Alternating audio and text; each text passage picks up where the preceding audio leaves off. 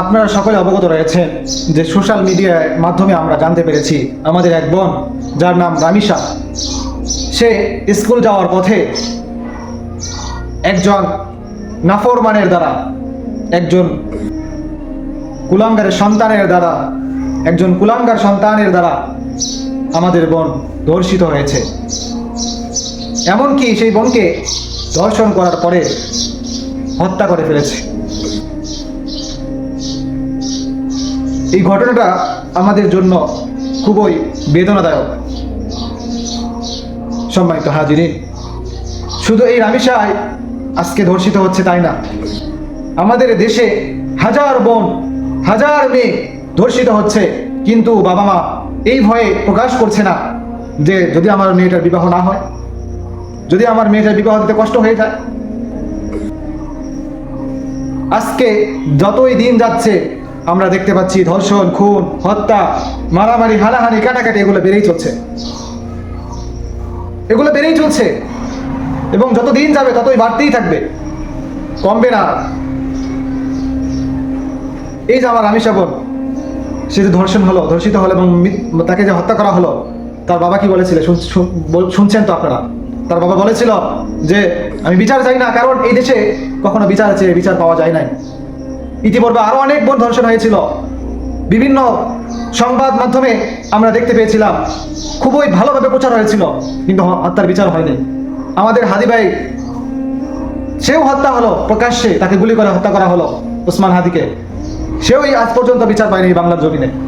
তো এই বাংলার জমিনে একজন হত্যাকারী 2 মাস পর, 4 মাস পর, 6 মাস পর, হয়তো 2 বছর পর টাকা দিয়ে বের হয়ে আসতে পারে। আবার সেই খুনি এই বাংলার জমিনে স্বাধীনভাবে ঘুরে বেড়ায়। এটাই হচ্ছে বাংলার বাস্তবতা। তো এই যে বাংলার জমিনে এত শত শত খুন, হত্যা, মামলা, ধর্ষণ হচ্ছে, এগুলোর কারণ কি? এর পিছনের মূল কারণটা কি? আমার মতে এর মূল কারণ হচ্ছে মানুষ আল্লাহ থেকে ভুলে দুনিয়ার পিছে দৌড়াচ্ছে। মানুষ আল্লাহকে ভয় করা থেকে সরে এসেছে। মানুষ আল্লাহকে আর ভয় পায় না, মানুষ মৃত্যুকে আর ভয় পায় না। সম্মানিত হাজিরিন, এই দুনিয়া যে আমাদের জন্য চিরস্থায়ী ঠিকানা নয়, এটা মানুষ বিশ্বাসই করে না। মানুষ মনে করে আমার এই দুনিয়া চিরস্থায়ী ঠিকানা, এখানে আমি সারা জীবন থাকবো, আমার কখনো মৃত্যু হবে না। এই জন্য রাসূলুল্লাহ সাল্লাল্লাহু আলাইহি সাল্লাম বলেছিলেন, আকসিরু যিকরা হাদিমিল লাজ্জাত, তোমরা বেশি বেশি করে সেই জিনিসকে স্মরণ করো যা দুনিয়ার সকল স্বাদ আস্বাদনকে বিনষ্ট করে দেয়, ধ্বংস করে দেয়। সম্মানিত হাজিরিন, আমাদেরকে মৃত্যুর কথা বেশি বেশি করে স্মরণ করতে হবে। এবং আল্লাহ রাব্বুল আলামিন পবিত্র কালামের মধ্যে বলেছেন, ইয়া আইয়ুহাল্লাযীনা আমানু তাকুল্লাহা হাক্কা তুকাতিহ, হে আমার ঈমানদার বান্দারা, তোমরা আমাকে ভয় করার মতো ভয় করো। আমরা যতদিন পর্যন্ত আল্লাহ রাব্বুল আলামিনকে ভয় করার মতো ভয় করব না, ততদিন পর্যন্ত এই বাংলার জমিনে এই ধরনের ধর্ষণ, হত্যা, মারামারি, কাটাকাটি হতেই থাকবে। সম্মানিত হাজিরিন, এই যারা ধর্ষণ করছে, যারা মারামারি করছে, যারা হত্যা করছে, এরা তো মুসলমানেরই সন্তান। এরা তো কালিমা পড়ে, লা ইলাহা ইল্লাল্লাহ পড়ে থাকে। এরা জুমার দিন 5 ওয়াক্ত নামাজ, জুমার 5 ওয়াক্ত নামাজ না পড়লেও জুমার দিনে কি করে? আল্লাহকে একবার হলেও সিজদা দেয়। এরা ঈদের জামাতে একবার হলে আল্লাহকে সিজদা দেয়। এরপরও কেন এগুলো আমাদের বাংলার জমিনে সংঘটিত হচ্ছে?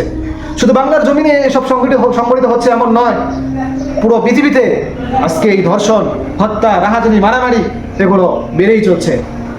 সম্মানিত হাজিরিন, এগুলো থেকে যদি আমাদের ফিরে আসতে হয়, এগুলো যদি আমাদের বন্ধ করতে হয়, তাহলে আমাদেরকে আল্লাহকে ভয় করতে হবে। আর যে ব্যক্তি আল্লাহ রাব্বুল আলামিনকে ভয় করবে, তার মধ্যে এমন একটা পরিবর্তন আসবে, সে একজন বেগানা নারীর দিকে তাকালেও আল্লাহর কথা স্মরণ করে চোখ নামিয়ে ফেলবে। কথা বলেন ঠিক কিনা? সম্মানিত হাজিরিন, আল্লাহ আমাদেরকে বোঝার এবং আমল করার তৌফিক দান করুন। ওয়া আখিরু দাওয়ানা আলহামদুলিল্লাহি রাব্বিল আলামিন। আসসালামু আলাইকুম ওয়া রাহমাতুল্লাহি ওয়া বারাকাতুহু।